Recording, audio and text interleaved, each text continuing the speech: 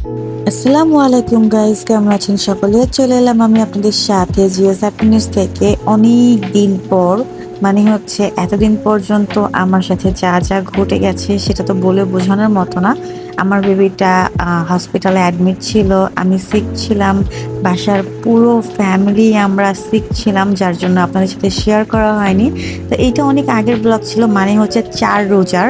তো 4 রোজার থেকে এখন পর্যন্ত আমি এটা আপনাদের সাথে শেয়ার করব করব করে আর করাই হয়নি। এখানে আমার আঙ্কেল আমার বাসায় ইফতার নিয়ে এসেছিল, বাট এত পরিমাণের প্রেশারে ছিলাম যে মেন্টালি মানে প্রিপেয়ার ছিলাম না যে আপনাদের সাথে ব্লগটা শেয়ার করি। তো যাই হোক, হাজারো ব্যস্ততা কাটিয়ে আজকে আমি আপনাদের সাথে শেয়ার করে নিচ্ছি। এটা ছিল 4 রোজার ব্লগ। আমার আঙ্কেল আমার বাসায় ইফতার নিয়ে এসেছিল, কারণ এটা সবাই জানে যে মেয়ের বাড়িতে ইফতার নিয়ে যাওয়া, ঈদে হচ্ছে জামাইকে সালামি দেওয়া, তারপর হচ্ছে ফলের সিজনে আম কাঁঠাল নিয়ে যাওয়া, মানে এক্সেক্টা এক এক জায়গার এক এক নিয়ম, এগুলো অনেকেই পালন করে থাকে। বাট আমরা হচ্ছে এইটা ওই নিয়মগুলোর মধ্যে পরে বলে পালন করছি এরকম না। আমরা হচ্ছে এটা আনন্দ করার জন্য, সবাই মিলে একসাথে একটা ইফতার করার জন্য, কিছুটা ভালো টাইম স্পেন্ড করার জন্য আমরা এই আয়োজনটা রাখি। আন্টি হুট করে বলে আজকে আমার বাসায় ইফতার নিয়ে আসবে। সো আমি যেহেতু সিক ছিলাম, তো এখানে আমি ওইরকম ভাবে কোনো কিছু ডেকোরেশন করতে পারিনি।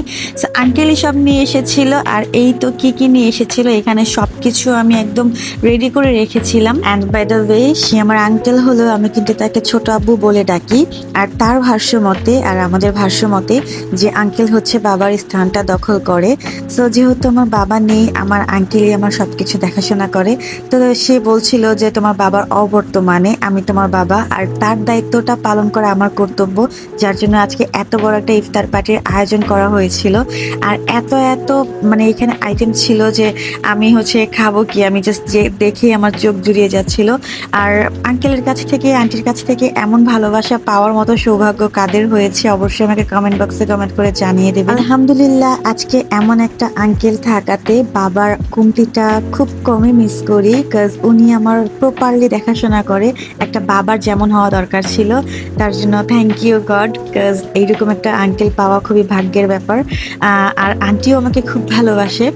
তো এরকম আঙ্কেল আন্টি পাওয়াটা খুবই ভাগ্যের ব্যাপার। আমি মনে করি যে আমি অনেক লাকি যে বাবার পূর্ণতাটা যে নাকি পূরণ করতে পারে সেই তো আসল হিরো হয়, তাই না? সো আমার চোখে সে একজন হিরো। আমি দোয়া করি তারা অনেক বছর বাঁচুক, অনেক ভালো থাকুক, আল্লাহ তাদের মনের সকল ইচ্ছে পূরণ করুক। আর এভাবে আনন্দ আর হাসি ঠাট্টার মাঝখান দিয়ে একটা ফ্যামিলি নিয়ে একটা ইফতার পার্টি হয়ে গেল আমার বাসায়। ছোটোখাটো করে একটা আয়োজন করে নিলাম, সবাই মিলে ওই দিনটা অনেক মজা করেছিলাম।